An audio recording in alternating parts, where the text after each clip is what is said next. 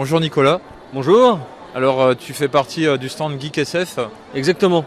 Alors quand a été créé Geek SF? Alors Geek SF ça a plus de 20 ans aujourd'hui. C'était créé à la base, on s'appelait Stargate Pro. Et ensuite c'est passé Geek SF parce qu'en fait on s'est ouvert sur d'autres licences, soit jeux vidéo et science-fiction.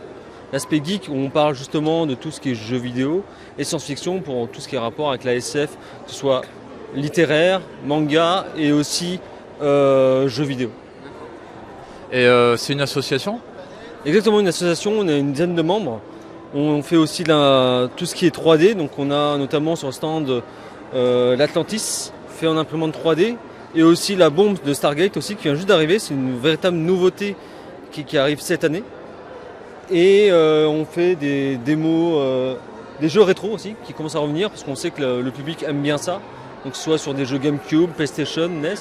Mais les autres années, il n'y avait pas en VR? Si, il y avait de la VR. Du coup, on propose toujours de la VR. On essaie de ramener des nouveautés chaque année. Avec Beat Saber, on faisait aussi à Mission Collector, on faisait du Star Wars qui permettait aux gens de tester la VR. Parce que, à savoir aujourd'hui, c'est que la VR de Sony, il y a quasiment peut-être un seul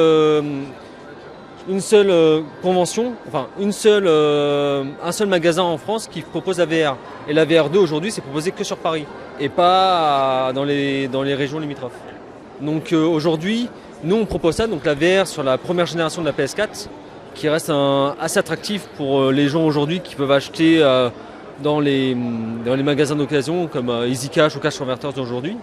Et ça permet de vraiment adapter à n'importe quelle personne à partir de 12 ans sur tester du Star Wars, être totalement pris dans un vaisseau spatial ou éventuellement du Beat Saber, donc un jeu de rythme sur des musiques rock ou jazz selon le style, à pouvoir tester en rythme avec les nunchucks qui permet vraiment de profiter de 12 ans jusqu'à quasiment 99 ans selon la forme de la personne, de tester le VR facilement.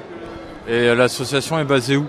Alors nous on est basé un peu partout en France, majoritairement en région parisienne, dont la plupart des membres se situent là-bas. D'autres sont basés dans le centre et dans le sud de la France. Donc on est présent sur 2-3 conventions à l'année. Qu'as-tu pensé de cette édition de la GD? C'est plutôt pas mal. On est toujours bien accueillis à la GD justement, que ce soit sur l'aspect staff, l'aspect aussi même la présentation, le gymnase et même le pont 2 qui commence à se développer plus chaque année. On a vu notamment qu'il y avait les Warhammer 40 000 qui sont présents, qui sont vraiment pas mal parce qu'aujourd'hui la licence revient aussi en force avec le jeu vidéo notamment.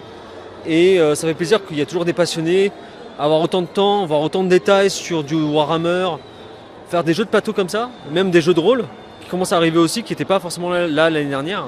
C'est plutôt agréable de voir cette nouveauté en espérant aussi un jour voir des comédiens aussi présents à la convention qui permettrait d'amener encore plus de monde par la suite. Toi personnellement, quels sont tes univers? Alors moi mes univers, moi au sein de l'association je m'occupe des réseaux sociaux. Facebook, Instagram, où je fais de l'actualité tout le... Oui après je vais te dire moi personnellement, moi c'est pareil en fait, c'est vraiment tout ce qui est actualité en fait. Aujourd'hui je parle de tout ce qui est sorti, rumeurs qui arrivent. C'est-à-dire que là on a les premières images de Superman de James Gunn qui est sorti, mais il y a des tournages qui sont en cours sur le Avengers ou sur le prochain Spider-Man ou le prochain Dune qui arrivera en 2026. Donc moi c'est tout ce qui m'intéresse. Jeux vidéo aussi, savoir les nouveautés sur la Switch 2 par exemple, la PS Vita 2 qui serait peut-être en rumeur sur PlayStation. Donc moi c'est ce qui m'intéresse sur l'aspect technologique et jeux vidéo et séries aussi.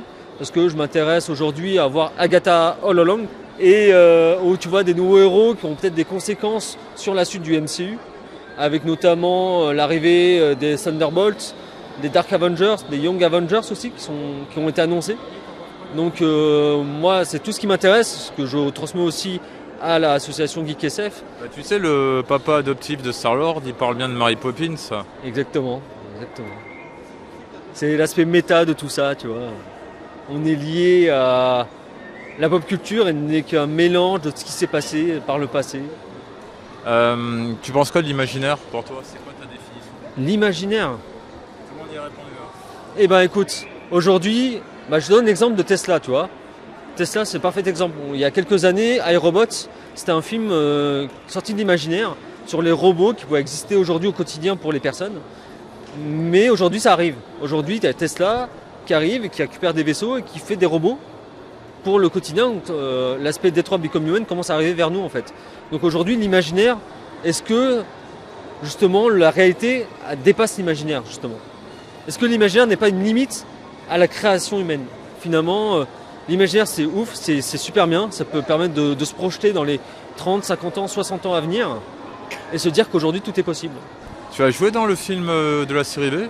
Exactement. Vous avez quel personnage? Alors moi j'étais juste un soldat dans le film 2 de la série V, avec notamment d'autres membres de l'association. On était juste des soldats, on battait des lézards. Et on a fait un tournage avec Yves Borin qui s'occupe de stand de Batman. Et du coup c'était vraiment sympa. Sympa de pouvoir tester ça, rajouter des scènes en plus qui n'étaient pas forcément prévues à l'écriture. Et voilà, allez voir le film. Il est disponible où ce film? Sur YouTube directement. Sur YouTube, sur la Syrienne Légion. Et voilà, donner de visibilité à des associations comme ça, à des fans films, qui permettent des fois influencer les projets des gros studios. Geek SF, on peut suivre sur les réseaux où? Alors aujourd'hui, on est présent sur Facebook, Instagram. Donc on fait de l'actu tous les jours, entre 8-9h et 18h le soir, sur toute l'actualité du jeu vidéo actuel. Est-ce que tu souhaites rajouter autre chose? Eh ben, merci à lui. Merci à lui. Et puis rendez-vous l'année prochaine en espérant que vous soyez plus nombreux l'année prochaine. Et puis merci à toi. Merci à toi. Pour d'être venu pour l'interview. Et puis attendre de voir le résultat. Et puis à l'année prochaine. À l'année prochaine.